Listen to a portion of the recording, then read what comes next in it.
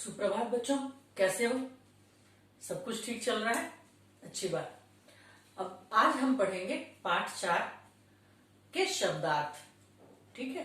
इसकी इसके पहली कक्षा में हमने पढ़ा था कठिन शब्द और आज शब्दार्थ पढ़ेंगे। शब्दार्थ में हम देखते हैं कि कौन कौन से ऐसे शब्द हैं इस पाठ में जिनके अर्थ आपको पता होने चाहिए।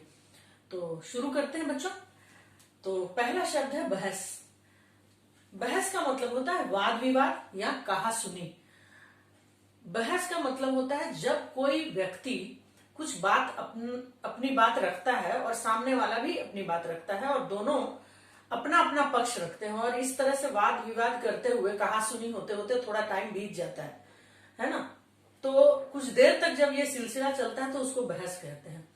और ये बहस जो है ये बातचीत से अलग है। बातचीत इसे हम नहीं कह सकते। बातचीत में क्या होता है, बातचीत सकारात्मक चीज होती है जिसमें कि हम अच्छी बातें भी करते हैं, लेकिन बहस में ज्यादातर एक तरह का वाद विवाद होता है। अपना अपना पक्ष को सही साबित करने के लिए उनमें होड़ हो जाती है। ऐसा कुछ ऐसी स्थिति बनती है और ऐसी स्थिति जब थोड़ी देर तक कायम रहती है तब उसको कहते हैं बहस। ठीक है। और ये कभी कभी बहस होते होते आपस में झगड़ा भी हो जाता है, काफी कहा सुनी हो जाती है, लोग एक दूसरे को कुछ भला बुरा भी कह देते हैं, कई बार ऐसा होता भी है। और इस कहानी में भी कुछ बहस करते करते कुछ झगड़ा, ऐसा भी एक माहौल बन गया था। कहानी में तुमने पढ़ा है। तो बहस का मतलब होता है वाद विवाद या कहा सुनी।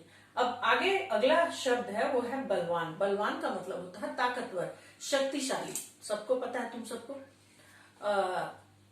जैसे कि तुम्हारी मम्मी कई बार तुम लोगों को बोलती है दूध पी लो, तुम लोग शक्तिशाली हो जाओगे, तुम लोग बलवान हो जाओगे, ताकतवर हो जाओगे। यही बलवान का मतलब होता है ताकतवर। ठीक।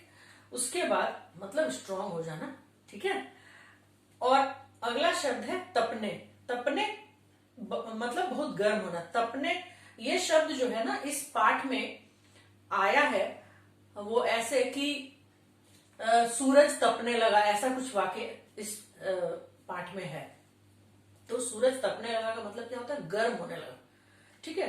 तो तपना एक ऐसा शब्द है ना जिसमें कि जब किसी चीज का तापमान धीरे धीरे धीरे धीरे बढ़कर बहुत अधिक गर्म हो जाता है तब हम कहते हैं उसको तपना। जैसे कि उदाहरण के लिए मान लो कोई तवा अगर तुम चूल्हे के ऊपर रखते हो तब वो धीरे धीरे गर्म होता है और गर्म होते होते उसका तापमान बढ़ जाता है। जब बहुत ज्यादा गर्म हो जाता है तो उसको कहते हैं वो तप गया है। ठीक है।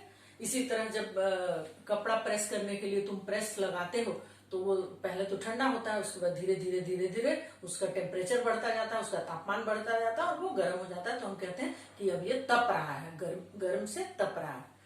ठीक है। अगला है शब्द वो है ताकत। ताकत का मतलब तुम सबको पता है, शक्ति। ठीक है। उसके बाद है 5वां नंबर फायदा। फायदा का मतलब होता है लाभ, मतलब कुछ अच्छा हासिल हो जाना, कुछ अच्छा प्राप्त हो जाना। ठीक है। जब तुम्हें कुछ अच्छा मिल जाता है तब तुम उसको लाभ कहते हो। बुरा मिलने को लाभ नहीं कह सकते आप। बुरा मिलने को आप फायदा नहीं कह सकते कि इस चीज का मुझे फायदा हुआ। फायदा एक सकारात्मक चीज है, एक ऐसा शब्द है जो अच्छी बात होती है कि हमको कुछ अच्छा मिल गया है। ठीक है। तब हम उसको कहते हैं फायदा। ठीक है। उसके बाद है नजर। नजर का मतलब क्या होता है, निगाह या देखना। ठीक है। नजर का मतलब होता है किसी चीज को देखना है और निगाह पड़ना किसी चीज में, उसको कहते हैं नजर। ठीक है बच्चों। तो ये 6 ऐसे शब्द हैं उस कहानी में निकले हैं, उस कहानी से निकले हैं कि जिसका अर्थ मैंने बताया तुमको। अब इन शब्दों को तुम वाक्य में जब तक वाक्य में इस्तेमाल नहीं करोगे, इसका उपयोग वाक्य में नहीं करोगे तब तक तुमको ये ज्यादा क्लियर नहीं होगा और तुम उसको तभी अच्छे तरीके से समझ भी पाओगे और समझा भी पाओगे। तो इसमें जो भी शब्द आए हैं उन सभी शब्दों से तुम 2-3 किसी जितना भी हो सके वाक्य बनाना सीखो, बोल बोल के ही। और घर में अपनी मम्मी को सुनाओ, अपने भाई बहनों को सुनाओ कि मैंने इन शब्दों से इतने सारे वाक्य बनाए हैं। ठीक है। जैसे कि बहस से तुम क्या वाक्य बना सकते हो, जैसे राम की रवि के साथ बहस हो गई, ऐसे बना सकते हो। या मुझसे बहस मत लड़ाओ। ठीक है, इस तरह के वाक्य बना सकते हो। और जैसे कि और भी बहुत सारे, जैसे नजर है तो नजर से तुम कैसे वाक्य बना सकते हो, मेरी नजर तुम पे है, उसने मुझे देखकर उसने अपनी नजरें चुरा ली, या मेरी नजरें उससे मिली। ठीक है, ऐसे ऐसे वाक्य बन सकते हैं नजर से। तो इसी तरह से सबसे कुछ ना कुछ वाक्य बन सकते हैं, और तुम खुद से बना के देखो, और उसके बाद इनके सभी के अर्थ तुम अच्छी तरह से याद करो और कॉपी में अच्छे से लिख कर मुझे भेज दो, जिस ग्रुप में भेजते हो हमेशा। और तब तक तुम अगली कक्षा में हम लोग और भी कुछ पढ़ेंगे आगे। तब तक तुम सब अपना ध्यान रखना, अपने स्वास्थ्य का ध्यान रखना, अपना अपना अपनी खूब देखभाल, अच्छे से खुद अपनी देखभाल करना, और ठंडी चीजें बिल्कुल नहीं खानी है।